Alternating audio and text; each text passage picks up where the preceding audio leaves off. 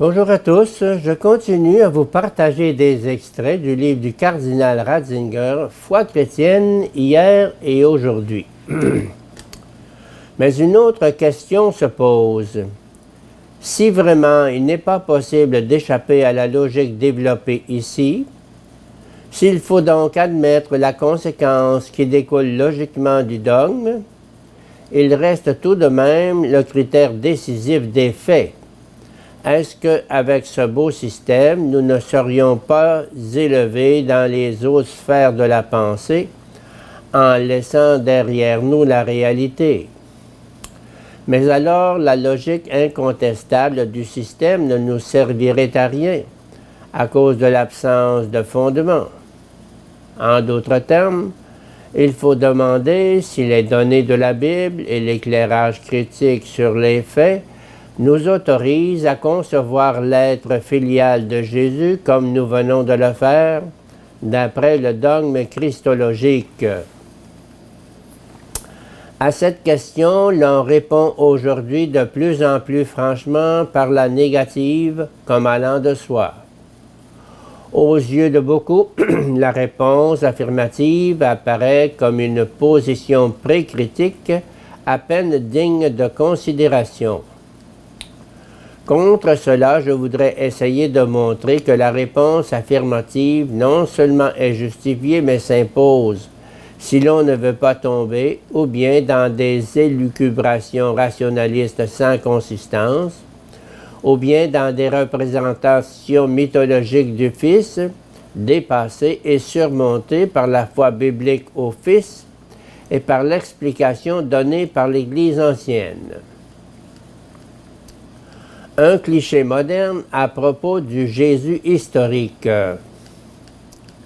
Il faut avancer lentement. Qui était au juste ce Jésus de Nazareth? Comment se comprenait-il? À en croire le cliché qui commence à se répandre largement aujourd'hui, comme présentation vulgarisée de la théologie moderne, les choses se seraient passées de la manière suivante.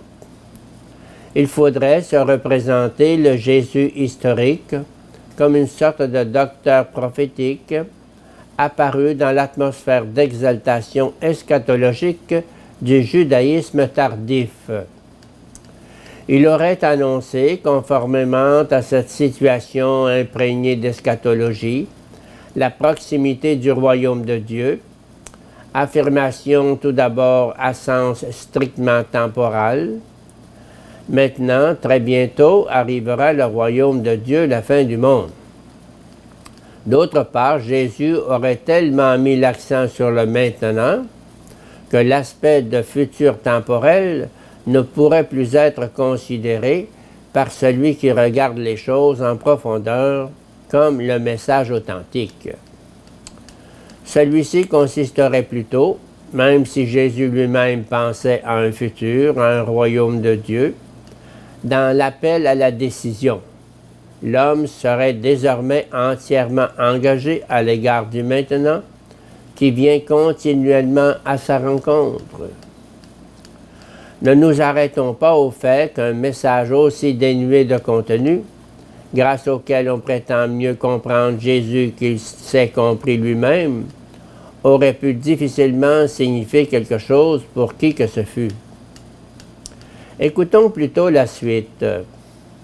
Pour des raisons difficiles à reconstituer, Jésus aurait été exécuté et serait mort après un échec total, puis, on ne sait pas trop comment, serait née la foi en la résurrection, l'idée qu'il était de nouveau vivant, ou tout au moins qu'il continuait à avoir une signification pour les hommes.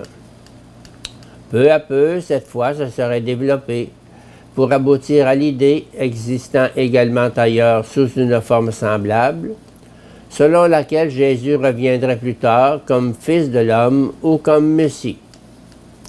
Dans une autre étape, on aurait projeté finalement cette espérance sur le Jésus historique, on l'aurait mise dans sa propre bouche, et l'on aurait modifié en conséquence la signification de sa personne.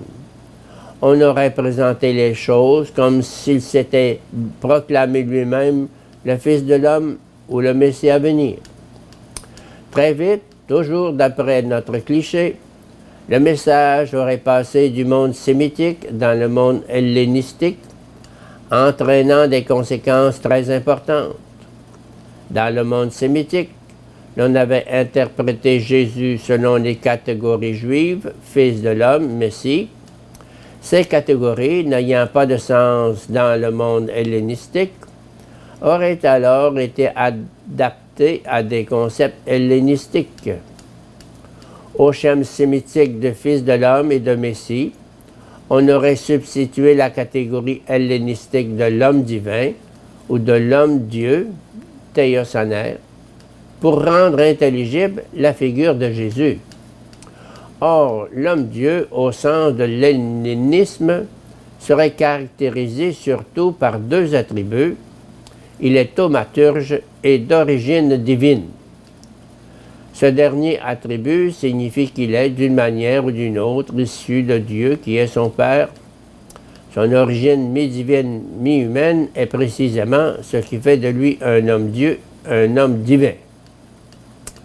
Le transfert de la catégorie de l'homme divin aurait entraîné également le transfert sur Jésus des deux attributs ci-dessus mentionnés. On aurait ainsi commencé à le présenter comme thaumaturge. Le mythe de la naissance virginale aurait été créé pour la même raison. Ce mythe, à son tour, aurait conduit à désigner Jésus comme Fils de Dieu, parce que Dieu apparaissait maintenant d'une manière mythique comme son Père. De cette façon, l'interprétation hellénistique, en faisant de Jésus un homme divin, avec toutes les particularités en découlant, aurait finalement transformé l'événement de la proximité de Dieu, caractéristique de Jésus, en l'idée ontologique de l'origine divine. La foi primitive de l'Église aurait continué à progresser dans cette voie mythique jusqu'à la fixation définitive du tout dans le dogme de Chalcédoine, avec sa conception de la filiation divine ontologique de Jésus. Ce concile, en affirmant l'origine divine ontologique de Jésus, aurait changé le mythe en dogme, l'entourant de spéculations abstruses, à tel point que cette assertion mythique serait finalement devenue le shibboleth de l'orthodoxie. L'on aurait abouti ainsi à un complet renversement par rapport au point de départ.